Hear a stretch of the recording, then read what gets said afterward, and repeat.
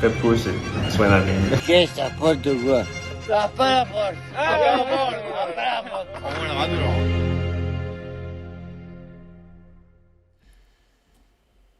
Bona tarda, què tal? Benvinguts a tots a un nou directe de peu de port, directe, com veieu, especial.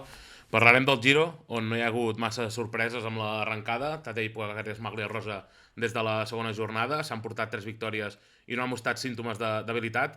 Els més 2 minuts que tenen els principals rivals, també gràcies a la corona que es va emportar, fa que la lluita pel Giro estigui més aviat pel podi, pràcticament. Avui en parlarem amb el Lluís Buixader. Què tal, com estàs? Bona tarda, Aleix. Però, especialment, com veieu, també parlarem abans amb un altre nom, perquè, com veieu, estem ben acompanyats. Roger Adrià, què tal? Bona tarda, com estàs? Hola, molt bona tarda. Gràcies per acceptar passar aquesta estona aquí amb nosaltres. Estarem una estoneta abans de parlar del Giro. Ara comentàvem abans d'entrar que tu sí que pots votar, ets resident d'Andorra, però sí que pots votar aquí. No sé si has votat per això. No et preguntaré per qui, però sí que preguntaré si has votat. No vaig acabar votant perquè em vaig confondre, com s'ha de votar només per correu, has de portar el vot a l'ambaixada o alguna cosa, i no tenia molt clar les dates, i just quan ho vam mirar era el dia que s'acabava i al final no vaig poder. Bueno, han estat una mica precipitades aquestes eleccions.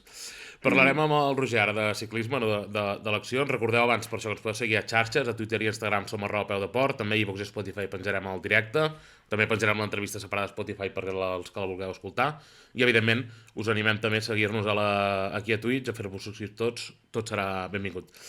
Roger, després de 4 anys al Kern Pharma, com a líder i important de l'estructura, ara al vora de Primo Roglic, lluny del que alguns deien que seria un corredor secundari o extrasecundari, l'hem vist en un gran rendiment en clàssiques i curses d'un dia, com l'Amstel, la Fletxa, i avui el que volem parlar és d'això, d'aquesta temporada, però també de qui és Roger Adrià.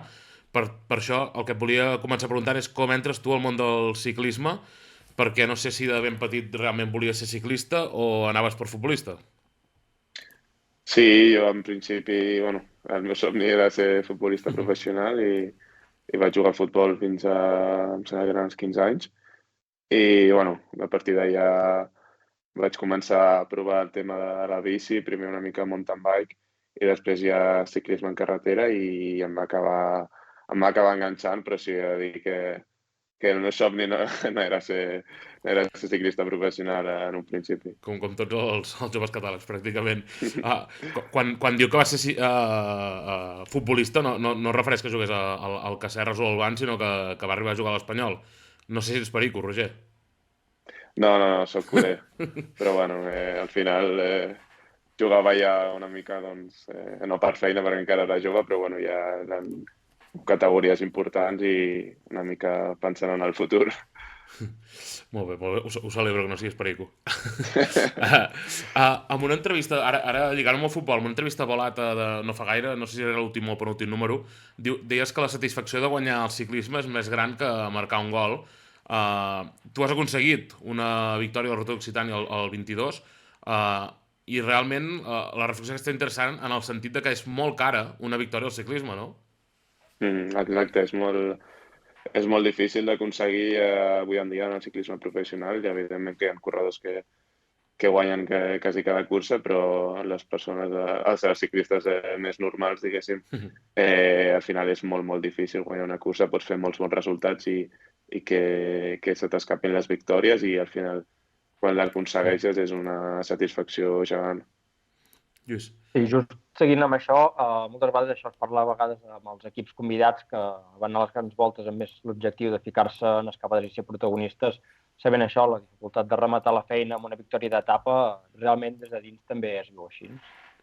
Sí, i a més, al final, quan estàs com a convidat, com a equip convidat a aquestes grans voltes, no? Evidentment tothom té el somni de poder aconseguir la victòria d'etapa, però també tens en part l'obligació, no?, d'animar les curses i tenir que estar en aquestes escapades que molts cops ningú vol estar, però al final has de mostrar el patrocinador i has d'estar en aquests jocs, que vulguis o no, al final donen moltíssims minuts de televisió, i per equips petits és superimportant, i al final estàs deixant una mica de banda el que a nivell de resultats, no? Perquè tots sabem quan estem escapades d'aquestes que no van a ningú lloc, però hi has d'estar. No sé si pots explicar-me una mica, ara dèiem que has fet el canvi del Ken Pharma al Bora, però has estat 4 anys al Ken Pharma. Com arribes a aquest equip? Quina és la trajectòria que et porta al Ken Pharma? Doncs bastant fàcil.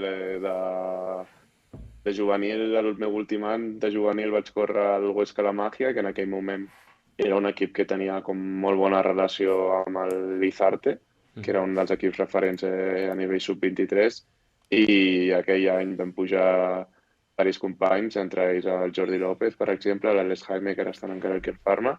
Doncs vam passar al Lizarte, vaig estar ja 3 anys a la categoria sub-23, i el mateix Lizarte va crear l'equip professional Ken Pharma, i d'allà doncs, gairebé tots els que estàvem a la plantilla vam pujar a l'equip professional. Això, a nivell d'un equip amb possiblement menys opcions com el Kern, com viviu aquest procés previ a una volta a Espanya on no sempre hi ha invitació i que moltes vegades pot ser un mostrador per als corredors d'aquests equips per poder fer aquest salt a un equip més gran? Sí, ho vivim amb... Bueno, jo la que vaig fer amb Kern, doncs amb molta il·lusió, no? El debutar a una gran volta és bastant bonic i ho vam preparar doncs, molt bé. Vam estar...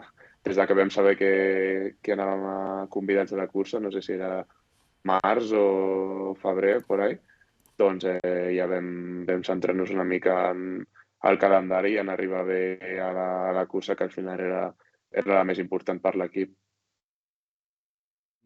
També, aquesta etapa Ken Pharma, que és un equip que últimament estem parlant molt i que realment està formant molt bé a molts ciclistes, i ara es comencen els resultats, què n'has tret d'aquí en positiu i què n'has tret en negatiu d'estar en un equip com el Ken Pharma?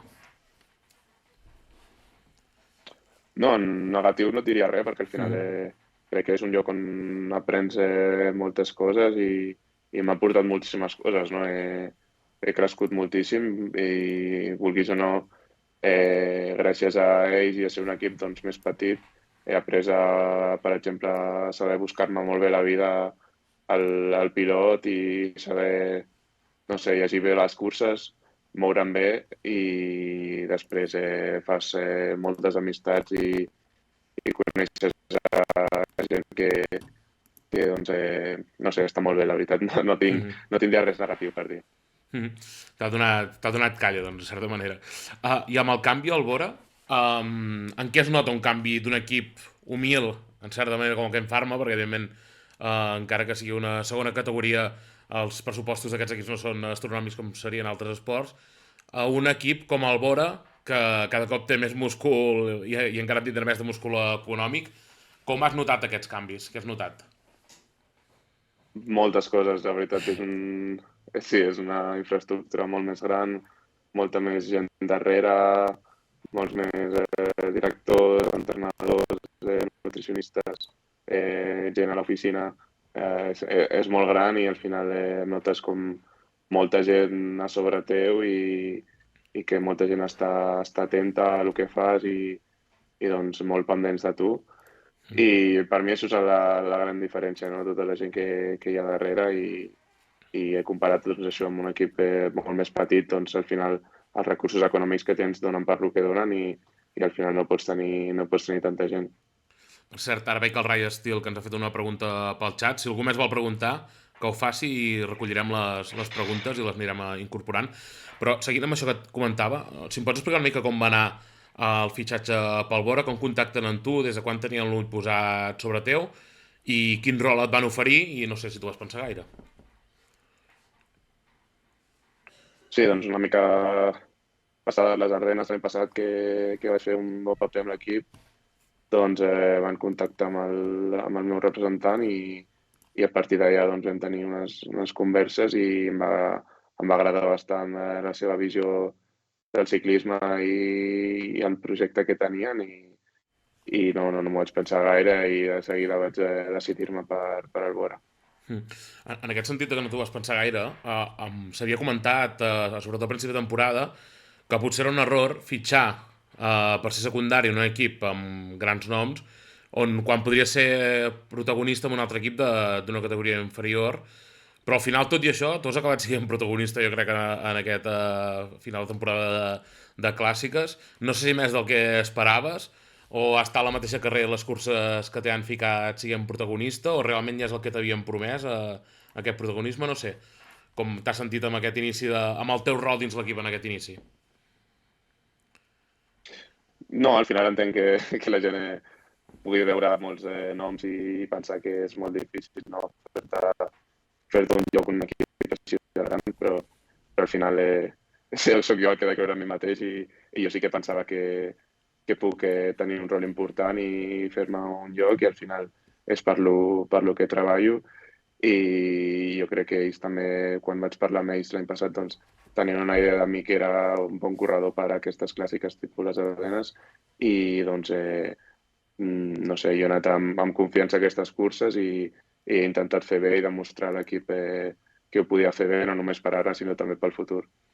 I cap on pot evolucionar aquest rol que tens ara mateix, perquè tu sí que ets un ciclista que vas bé amb les curses d'un dia amb clàssiques, però també puges bé. Cap on pot evolucionar aquest rol de cara al que queda de temporada?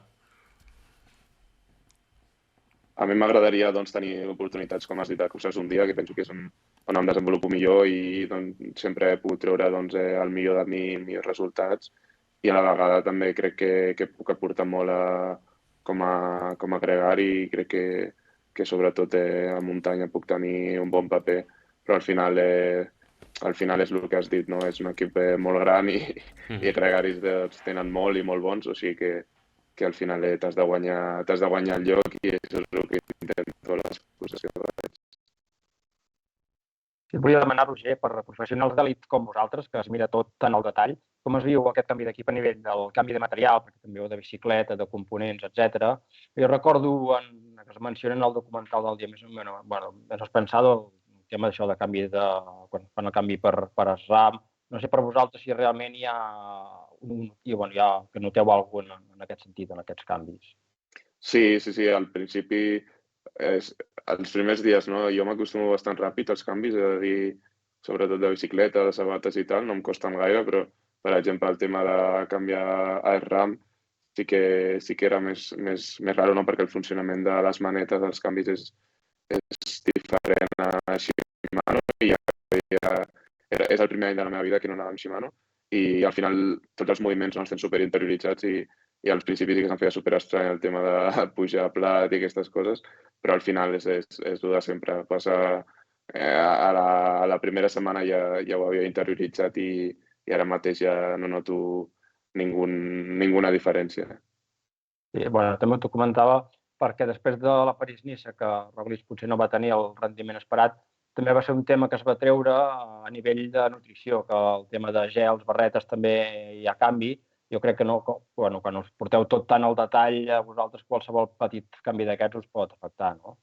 Sí, i tant. A més, avui en dia consumim unes quantitats superelevades d'hidrats a la bici i al final estem consumint, no sabria dir, et pots prendre entre 10 i 15 gels i barretes en una cursa, llavors això el cos ho ha d'assimilar i si portes bastants anys doncs, en un equip que fa servir una marca i estàs acostumat, el teu cos està acostumat a aquest tipus de producte, els sucres que fa servir aquesta marca, doncs pot passar que al fer el canvi al cos li costi una mica adaptar-se perquè al final és això, no estàs passant de menjar-te una o dues barretes, sinó que estàs menjant moltíssimes quantitats a la vegada que estàs fent un esforç molt gran a sobre la bicicleta i pot ser que en certs cossos doncs, costi una mica adaptar-se.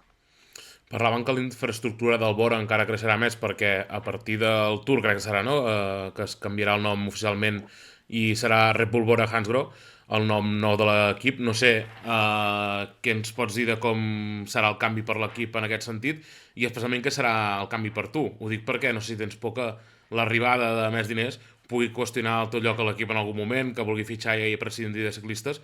Ho dic perquè salvant les distàncies, per exemple, vam parlar amb el Marc Brustenga, ara no farà massa, la temporada passada, i ens ho va comentar, no? Que va ser precisament amb l'arribada de l'esponsor del Lidl al Trek, que van haver de fer espai per més fitxatges. No sé com creus que et pot afectar.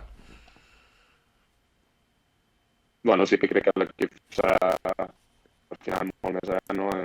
Tindrà més pressupost darrere i una marca com Red Bull, no? Que és tan gran a molts esports i farà l'equip molt millor i al final si fa l'equip millor em farà millor a mi també, o sigui que per mi supercontent d'aquest canvi a l'equip.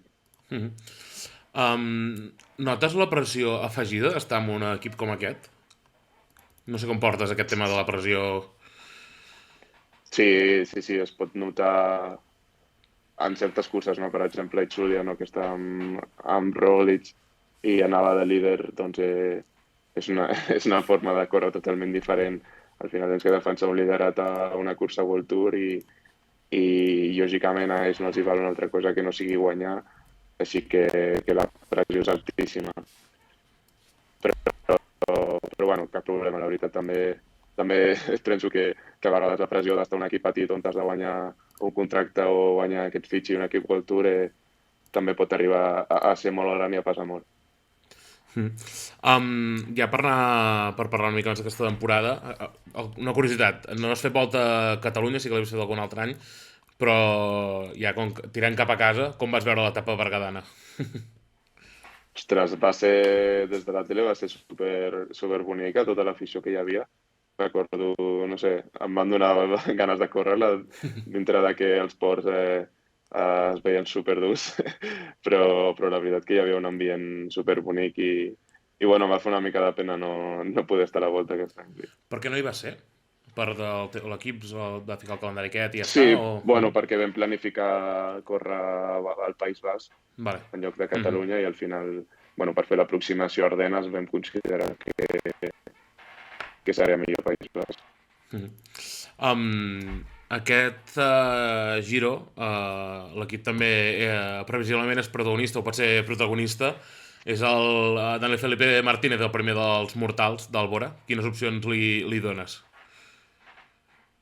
Bueno, doncs al moment està ja en segona posició, o sigui que està mostrant que està en una gran condició, super sòlid, tots els dies als finals anals ha fet segon i bueno, mai se sap, bueno, està allà Pogačar, que sembla sempre invencible, però bueno, ja hem vist els dos últims tours que ha tingut 2 dies de debilitat i qui sap si també pot tenir-los aquí i aprofitar-los l'equip. Ara que parlàvem de noms de l'equip, què tal la relació amb els companys? No sé si hi ha algú que et portis millor o pitjor, què tal és el tracte amb Roglic, per exemple, o no sé si no heu coincidit massa? Bé, molt bé amb tots en general, persones normals com tothom i molt simpàtics, la veritat, a l'equip hi ha molt bon ambient. Què tens ara de calendari del que queda aquesta temporada? Ara el següent que corro és el dia 26, que corro la Volta a Colònia, que és Rund um Köln, la traducció és Volta a Colònia, que és una cursa d'un dia a Alemanya i després faré Dauphiné. Algun objectiu en aquestes curses? Dauphiné suposo que de suport. Exacte, a Dauphiné portem un equip molt fort, així que tindré que treballar i estar a un gran nivell i després a la cursa aquesta a Colònia doncs esperem disputar la victòria. Lluís. Ara, Roger, que portes 3 anys una mica picant a la porta de ser campió nacional amb 2 cinquens llocs i un 6è. No sé si és un possible objectiu que tinguis marcat de cara a les properes temporades. Sí, sempre l'he tingut l'espina clavada des de sub-23 ja que vaig tenir un any que vaig estar a punt de guanyar i vaig caure a falta de 2 quilòmetres. Sempre he volgut ser campió nacional i sí, m'agradaria molt, la veritat. No tinc clar si hi acabaré anant aquest any, però sí que si puc aniré. Passa que ara és una mica difícil ara perquè corro sol i al final contra equips que tenen 10 o 15 corredors doncs serà complicat, però sí que és una que en el futur m'agradaria aconseguir. I llavors, així a nivell de calendari, no sé si hi ha alguna cursa en especial que no haguis disputat, potser deixant una mica no davant de Tour o Giro, que serien segurament les curses més grans, si hi ha alguna que t'agradaria disputar en especial, ja sigui o per la zona, pel terreny o per l'ambient a la qual encara no haguis pogut anar-hi? Doncs sí, bueno, a part del que has dit d'aquestes grans voltes, m'agradaria provar alguna clàssica de pavé algun any tipus Flandes o aquestes, la veritat que m'agrada molt veure-les a la tele, són carreres superboniques i a més penso que també se'n poden adaptar bastant. Ja per acabar, les preguntes que ens feien pel xat, el Rai Estil ens ha preguntat que havies anat la raó perquè havies anat al Bora i el tema objectius, que això ja ho hem comentat. El que sí que ens pregunta és si has començat a entrenar abans aquesta temporada amb el canvi d'equip. No sé si ha canviat el calendari o més volum de treball o no sé, una mica això. No, he començat a entrenar, diria que inclús igual la mateixa setmana, perquè al final acabem la temporada a mitjans d'octubre i 3 setmanes de vacances sempre acabes fent i a novembre vaig començar a entrenar, vaig començar a entrenar alguna més, o sigui, les primeres setmanes fas igual, però després una mica més de volum potser a partir de desembre perquè començava a córrer Tour Down Under i unes setmanes abans del normal i llavors sí que vaig començar a fer més volum, però en general és molt semblant. No? Avui en dia tothom té els mateixos coneixements, no? Sap tot i treballem d'una forma molt semblant a tots els equips. Ja, ara l'última de veritat. Tens contracte fins al 25, aquest any i el següent, pot ser? Em sona. Sí. Quins són els objectius que tens a nivell, el que ens comentaves, que segurament et vols especialitzar una mica en aquestes curses d'un dia, les clàssiques. Quins són els objectius teus com a personals, com a ciclista? Cap on vols evolucionar cap a ciclista? Cap on et vols fer fort? I quins són els objectius a nivell de carrera en el sentit de quins rols vols tenir amb els equips on puguis anar o si estàs còmode al Bora els propers anys? Sí, com t'he dit, al final m'agradaria tenir un rol important en aquestes curses d'un dia i, per què no, algun dia poder aconseguir alguna victòria en una d'aquestes curses importants i després ser un treballador, un corredor d'equip en grans voltes. M'agradaria centrar-me en això i tenir aquest rol en els equips. Roger, ho deixem aquí, perquè ja ens sabem quasi bé del temps que t'havíem promès. Moltes gràcies, de veritat, per acceptar parlar aquesta estona amb tu, que ja feia temps que ho volíem, i des d'aquí continuarem seguint la teva evolució allà on vagis i et desitgem el millor. Molt bé, moltes gràcies. Que vagi molt bé. Bona tarda. Adéu, Roger. Adéu. Adéu. Adéu.